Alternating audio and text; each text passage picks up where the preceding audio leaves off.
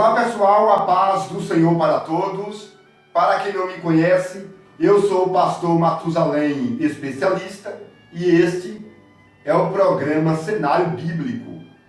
Hoje eu estarei fazendo o segundo vídeo sobre a mulher samaritana.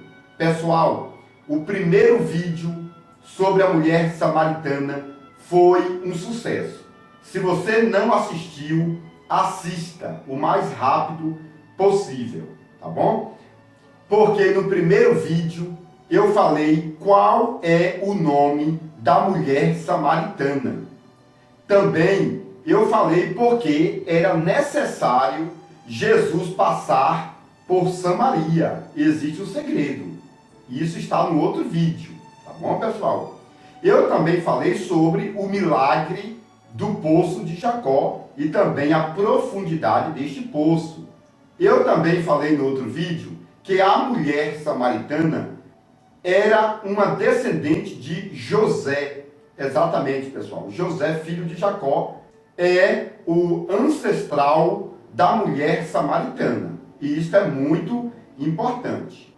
Um outro detalhe muito importante que eu deixei no primeiro vídeo sobre a mulher samaritana é que ela não veio tirar água ao meio-dia. Ela veio tirar água num período da tarde, provavelmente 18 horas, tá bom? Tudo isto e muito mais você verá no primeiro vídeo sobre a mulher samaritana. Agora, pessoal, nesse vídeo, que é a segunda parte, eu estarei falando como Jesus pediu a mulher samaritana em casamento. Porque existem muitas divergências. E algumas pessoas sempre estão perguntando: Jesus pediu ou não a mulher samaritana em casamento? E esta pergunta, na verdade, não quer calar. E se alguém fizer esta pergunta para você, o que você responderia? Pessoal, na verdade, existem muitos livros e até bíblias de rodapés que tentam explicar que Jesus realmente pediu a mulher samaritana em casamento. Mas será que realmente existem respaldos bíblicos para provar essa ideia? Então, pessoal, é exatamente isto que iremos falar nesse vídeo. Então, pessoal, existem 7 formas básicas para lermos a Bíblia Sagrada. E as 3 formas mais conhecidas são a forma literal, a forma cultural e a forma tipológica, tá bom? E, literalmente, Jesus não pediu a mulher samaritana em casamento. Não pediu, tá bom? Mas, na questão cultural, aí sim, Jesus pediu a mulher samaritana em casamento. E as pessoas que tentam provar que Jesus pediu a mulher samaritana em casamento, levam em consideração a questão cultural. E observe que, realmente, Jesus pediu água à mulher samaritana. Jesus disse para ela: mulher, dai-me de beber. E, culturalmente, quando um homem estava sozinho com uma mulher e pedia água para aquela mulher, ele, evidentemente, baseado na cultura, estava oferecendo um casamento para ela. E, quando você estuda a história hebraica, você vai entender que, quando Abraão mandou o seu servo Eliasar buscar uma serva ou uma mulher para Isaac, Eliasar foi até o tanque em Arã e pediu água a Rebeca. Não é verdade? E Rebeca entendeu pela cultura que Eliasar estava oferecendo um casamento para ela. Está entendendo? Então, observe que na cultura antiga, o casamento estava relacionado a pedir água. Tá bom? Isto é cultural. E observe também que quando Moisés foi pedir Zípora em casamento, Moisés estava lidando com água em um tanque. E isto é muito importante porque Zípora também sabia que Moisés estava pedindo-a em casamento.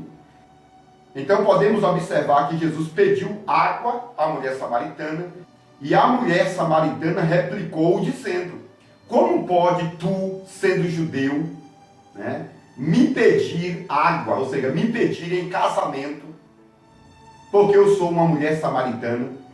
Porque os samaritanos não se casam com os judeus, ou seja, porque os samaritanos não se comunicam sexualmente ou matrimonialmente com os judeus. Tá bom, pessoal? Então, essa é a questão cultural. E eu expliquei aqui já no começo do vídeo que a Bíblia é interpretada de 7 formas. E as 3 mais conhecidas é a forma literal, cultural e tipológica.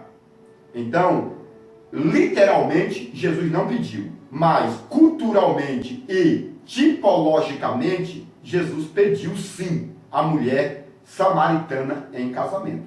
É óbvio, pessoal, que esses detalhes você não vai encontrar em qualquer lugar, tá bom? Então, você precisa de um bom site, de uma boa faculdade, tá? Ou de um livro especial. Foi por isso que eu fiz esse livro aqui, pessoal.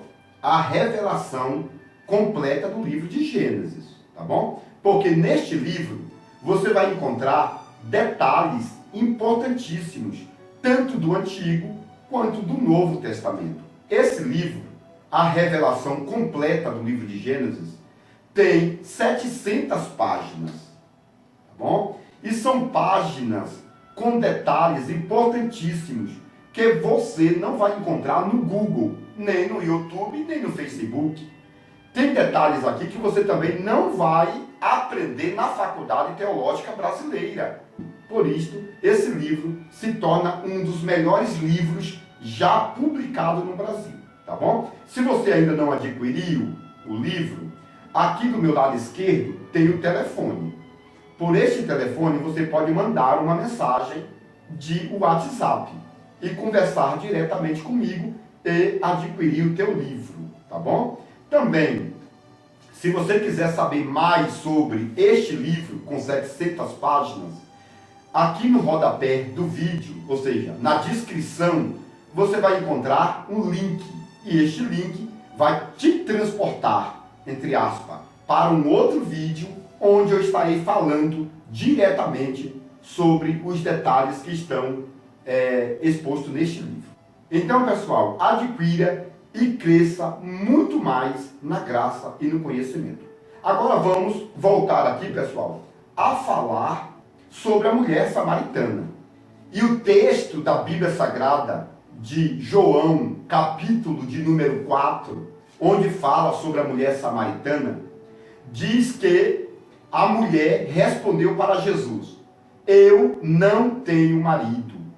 E muitos pregadores que não conhecem a história mais antiga do mundo e também não conhecem a questão linguística, idiomática, cultural, dizem que esta mulher era prostituta. Dizem até que esta mulher tinha sido divorciada por 5 vezes. E na verdade, pessoal, esta mulher era uma das mulheres mais corretas daquele tempo. Esta mulher samaritana, segundo a história, era uma das mulheres mais bonitas de todos os tempos. E como que se prova isso? Pessoal, todos esses detalhes estão na Bíblia Sagrada, tá bom? E observe que ela disse para Jesus: eu não tenho marido. Por que ela não tinha marido? Porque, na verdade, existia uma lei judaica. O nome desta lei judaica era Levirato.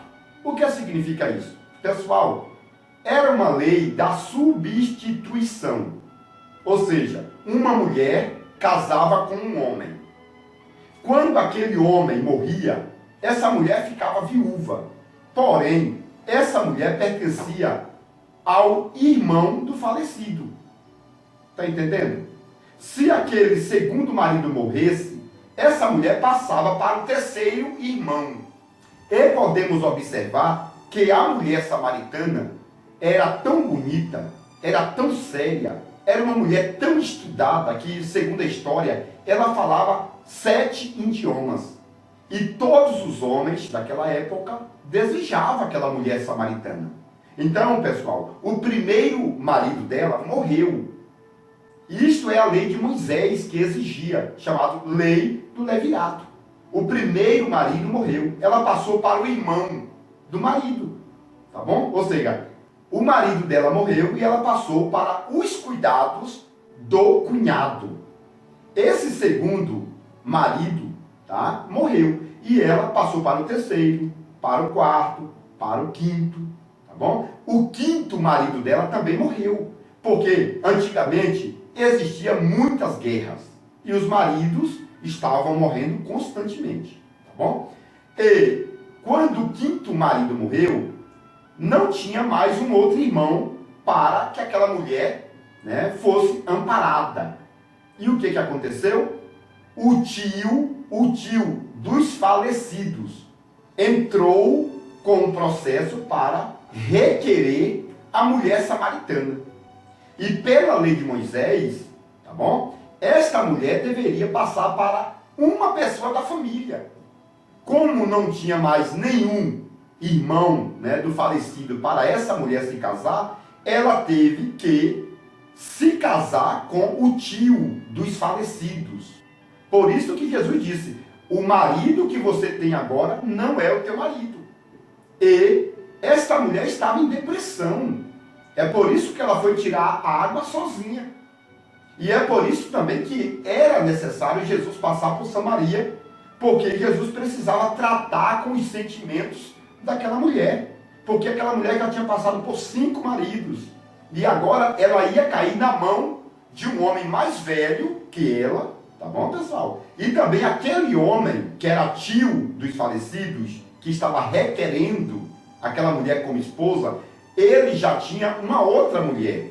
Mas, como ele tinha muito dinheiro, a lei de Moisés permitia que eles se casassem com uma, com duas, com 3, com 10, ou até 100, 200 ou 1000 mulheres. Tá bom, pessoal? Então, antigamente, a condição financeira mandava muito. Quanto mais dinheiro o homem tinha, mais direitos de adquirir mulheres ele também tinha. Vamos então, pessoal, passar aqui para mais um detalhe, para o vídeo não ficar muito grande. O outro detalhe aqui é que algumas pessoas dizem que aquela mulher não teve 5 maridos, e sim 5 deuses.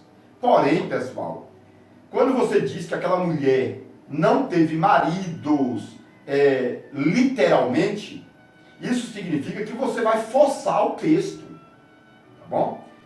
É necessário você explicar que o texto é literal, é cultural e é tipológico.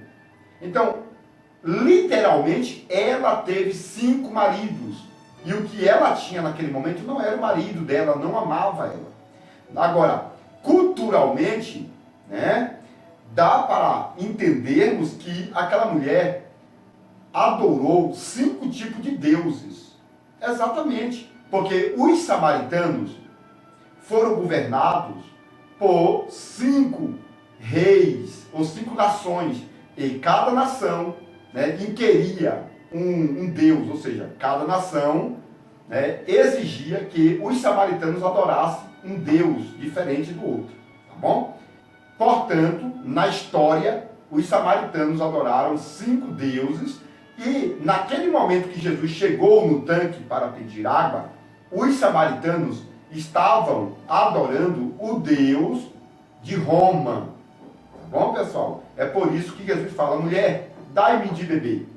Porque se você me der de beber, eu te darei água viva. Ou seja, eu te darei uma nova religião. Água, na Bíblia, significa religião, implantação de doutrinas. Sabe? Então, é aquilo que eu falei no início. Água simboliza o quê? Pedir em casamento. Casamento significa o quê? Nascer. Né? Nascer uma nova religião. Por isso que a água está associado indiretamente a questão do sexo, tá bom? Ou do casamento, ou do matrimônio, tá bom, pessoal? É burocrático, é sistemático, mas é uma realidade, tá bom? E o texto tem que ser analisado nesses 3 níveis, que é o literal, o cultural e o tipológico, tá bom? E tem pessoas que assistem a Bíblia em 7 níveis, que é o certo. E quando você divide a Bíblia em 7 níveis, você vai entender toda a Bíblia Sagrada. Nesse texto da mulher samaritana, eu estou estudando com os 3 níveis, que é o literal, o cultural e o tipológico. Porque a mulher samaritana está envolvida nesses 3 sentidos. E isso é muito importante. Claro que este assunto você vai aplicar para uma igreja inteligente, né? Ou seja, para uma igreja madura dentro da teologia. Toda igreja é inteligente? Sim, mas existe uma igreja mais madura teologicamente do que outras. Portanto, uma mensagem com essa profundidade, você tem que estudar a natureza da igreja, tá bom? E depois você aplica essas ideias para nível teológico, tá bom? E, através desses detalhes importantíssimos, você pode tirar aplausos de Deus e também da igreja e conseguir crescer o teu ministério, tá bom? É bom observar, por exemplo, que em Isaías, eu já falei, 54, versículo 5 a seguir, Deus é considerado o esposo da nação de Israel, tá bom? É por isso que, religiosamente falando, dá para entender que os maridos daquela mulher, ou seja, os 6 maridos da mulher samaritana, poderia ser também, levando aqui em consideração a questão cultural e tipológico, os deuses da época, tá bom, pessoal?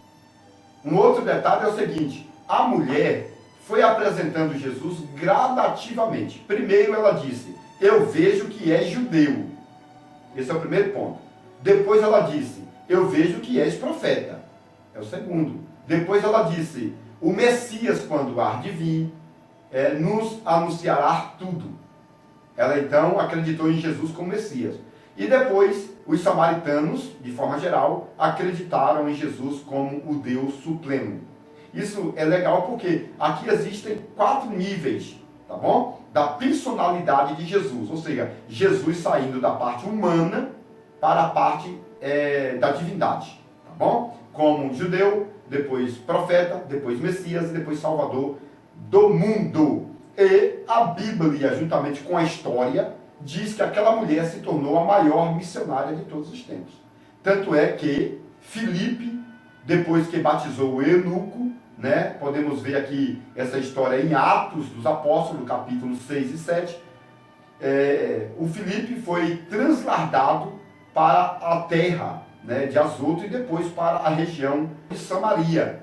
E ali, segundo a história, Filipe casou-se com a mulher samaritana. Isso é muito legal. Depois o apóstolo Pedro, né, foi tomar aula com Filipe, porque Pedro era o apóstolo, Filipe era o diácono. Mas Filipe conseguiu adquirir o direito da transladação. Ele sumia de um lugar e aparecia em outro. Ele orava e dizia, Deus, eu quero ir para tal lugar. E ele viajava, né, em frações de segundo, ele chegava num determinado lugar que ele exigia, em forma de pensamento, pelo poder da transladação. E Pedro, que era o maior pastor da época, ou seja, o apóstolo maior, foi tomar aula com Filipe, que naquela época estava casado com a mulher samaritana.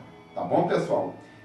Vamos terminar esse vídeo, tá bom? Eu quero louvar a Deus pela tua vida. Não esqueça de se inscrever no meu canal, também deixar aquele like maravilhoso, tá bom, pessoal? Faça isso, eu sei que Deus vai te abençoar grandissimamente. Também não esqueça de adquirir este livro, a revelação do livro de Gênesis, que, na verdade, é um dos melhores livros já publicados no Brasil. Que Deus abençoe, no nome de Jesus.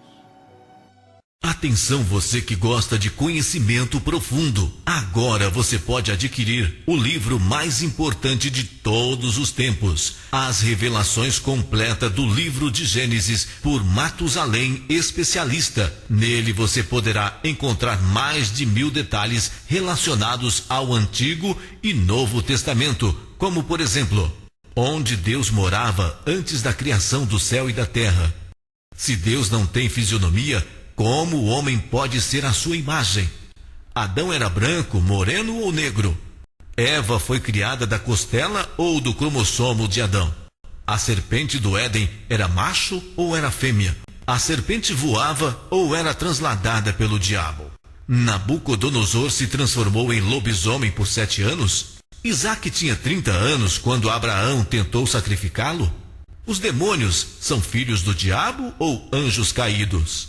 Este livro é importantíssimo e abrange mais de 1000 detalhes, tanto do Antigo como do Novo Testamento. Mais informações pelo telefone 62 99408-0257 ou 62 99372-7723.